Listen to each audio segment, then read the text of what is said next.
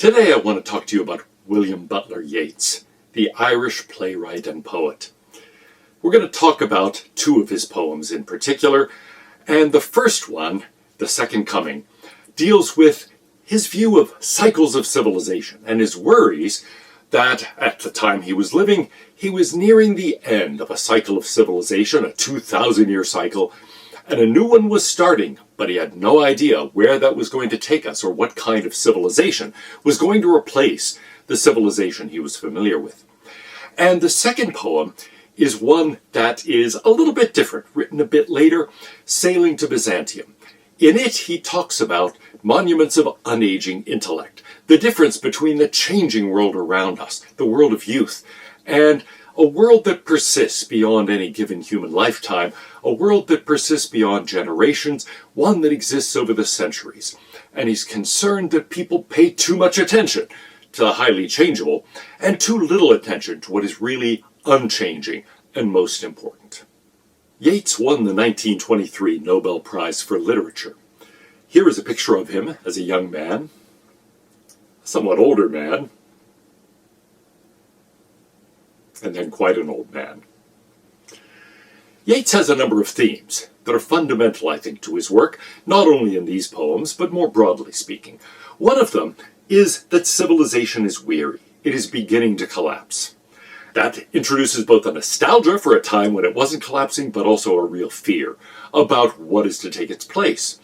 The idea is this: nature abhors a vacuum. Something is going to move into the space of this collapsing civilization. But what is it?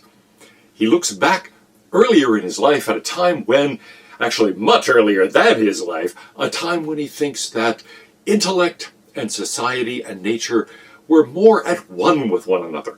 He sees the divisions of his time, not only political polarization, but the divides between society and nature, between the individual and society, as indicating something about the collapse of civilization. So he's looking forward to, well, what? That's the problem. He has no idea what's about to take the place of the civilization he's been familiar with. So let's look at the Second Coming. Before I talk about the details, let me just read the poem to you. Turning and turning in the widening gyre, the falcon cannot hear the falconer. Things fall apart. The center cannot hold. Mere anarchy is loosed upon the world. The blood-dimmed tide is loosed, and everywhere the ceremony of innocence is drowned. The best lack all conviction, while the worst are full of passionate intensity. Surely some revelation is at hand. Surely the second coming is at hand. The second coming. Hardly are those words out when a vast image out of Spiritus Mundi troubles my sight. Somewhere in the sands of the desert, a shape with lion body and the head of a man, a gaze blank and pitiless as the sun, is moving its slow thighs, while all about it reel shadows of the indignant desert birds. The darkness drops again. But now I know that 20 centuries of stony sleep were vexed to nightmare by a rocking cradle. And what rough beast, its hour come round at last, slouches toward Bethlehem to be born. Let's look at the parts of this poem one by one. First of all, the first three lines. Turning and turning in the widening gyre, the falcon cannot hear the falconer. Things fall apart. The center cannot hold. The image here is of a falcon that is circling the falconer, but getting further and further away at each cycle. As a result, it gets to the point where it can no longer hear the falconer. It no longer has a sense of direction back to where it's supposed to be going. So things fall apart. The center cannot hold. Things go off in a kind of centrifugal way, and so we get increasing divides. Underlying this talk of a widening gyre is Yeats's theory about civilization proceeding in 2,000-year cycles. He sees these cycles as overlapping. One rises as another falls. So we might think of it as a picture something like this, where one is increasing, it reaches its maximum point, then it begins to recede, and another one, just barely beginning then, gradually grows larger and eventually takes its place. In the period from 4000 BC to 2000 BC, Yeats is saying, there is a kind of, conception of the beginnings of civilization, the Bronze Age, from at least 3300 BC. This is the rise of civilization in a form we recognize now. The advent of writing, for example, civilizations in Sumeria, in Persia, in early Egypt. Then from 2000 to, well, the Common Era, we have the Iron Age starting around 1300 BC, and we get advanced civilizations in Egypt, China, India. This is the time of the Rig Veda, the Upanishads. Then Homer, the Iliad and Odyssey. In the Bible, Joseph, David, Solomon. And then we come to the 6th century BC, which Karl Jaspers dubbed the axial period, a time when it seems as if there was mass migration going on and fundamental building blocks of civilization were first laid in all sorts of places. Our major religions were either created then or made significant steps forward at that time. This is the period of Confucius, of Lao Tzu, of the Buddha, of the Hebrew scriptures being collected, of Greek philosophy, theater, history beginning. In the period from then to the year 2000, we get the rise of the nation-state, the Roman Empire, Christianity, a continuous written culture, the development of advanced technologies. All of these things led to substantial changes. Imagine what life might have been like 2,000 years ago. It's very, very different now. In fact, very different now from what it was 100 years ago, 200 years ago, 300 years ago. And so the changes have been accelerating. What will the period just starting now, extending from 2000 to 4000 be? Well, who knows? Maybe the universe of Star Trek, maybe something fundamentally different. And that's what Yeats is worried about. What is that civilization going to be like? It's already been arising. We should be able to detect the trends. But he says, really, I have no idea. Something new is slouching toward Bethlehem to be born. But what is it? This change, the collapse of an old civilization and the rise of a new, leads to, indeed, things falling apart. So the poem continues. Mere anarchy is loosed upon the world. The blood-dimmed tide is loosed, and everywhere the ceremony of innocence is drowned. Here he's thinking, of course, about World War I, about the Spanish flu epidemic that killed even more people than World War I itself. World War I killed roughly 16 to 17 million people overall, but somewhere between 30 and 50 million died as a result of the Spanish flu epidemic. That epidemic was more serious in a way than one we've recently experienced, not only in the sheer number of deaths, but also the fact that it affected younger people much more than it affected older people. So it was really devastating to populations all over the globe. So indeed, he is looking at the ceremonies of innocence being drowned. Remember the Philip Larkin poem, Never Such Innocence Again. World War I devastated people's conception of faith, of progress, of confidence in their own civilization, and indeed destroyed the ceremonies of innocence that civilization had promoted up to that point. So what was left? The best lack all conviction, while the worst are full of passionate intensity. We see that all too often.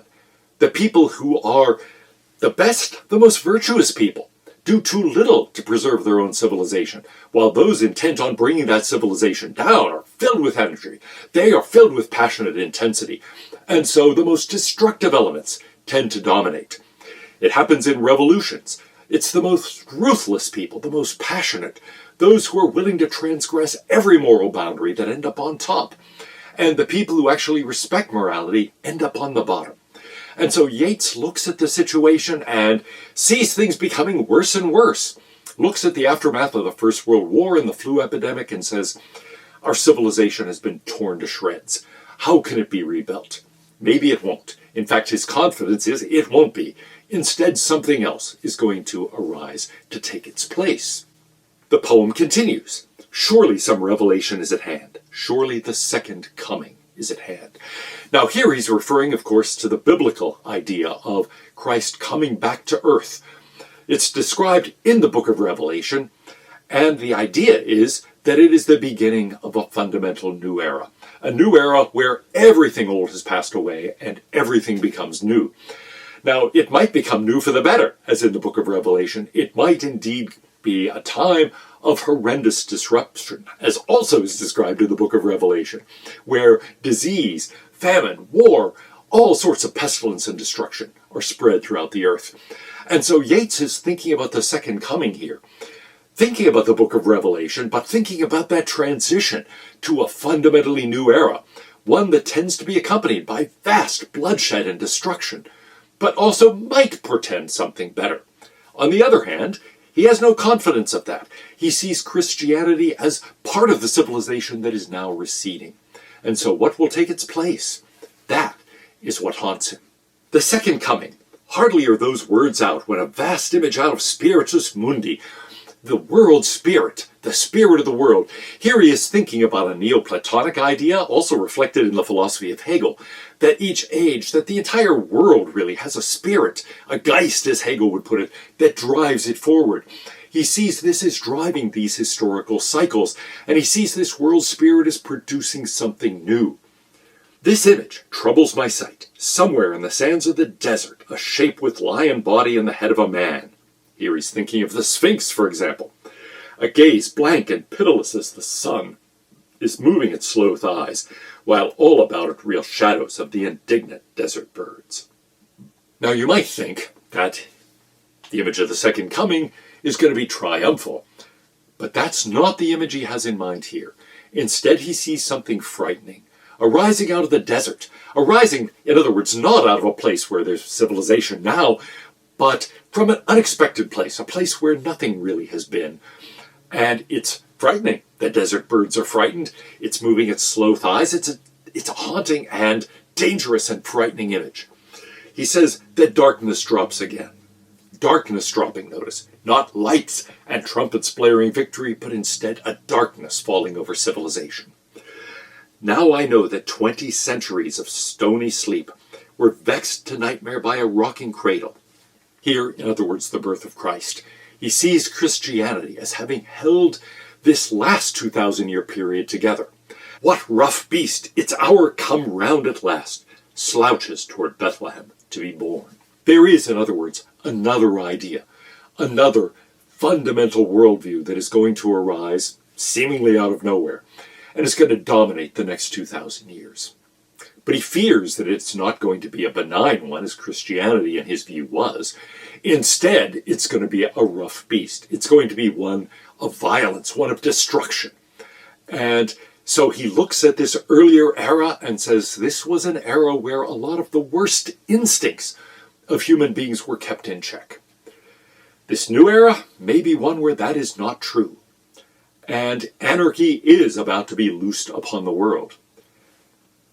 He had already seen the First World War. He had seen the Spanish flu epidemic. But the sense from the poem you get is, you ain't seen nothing yet. It's about to get worse, and in fact, very much worse.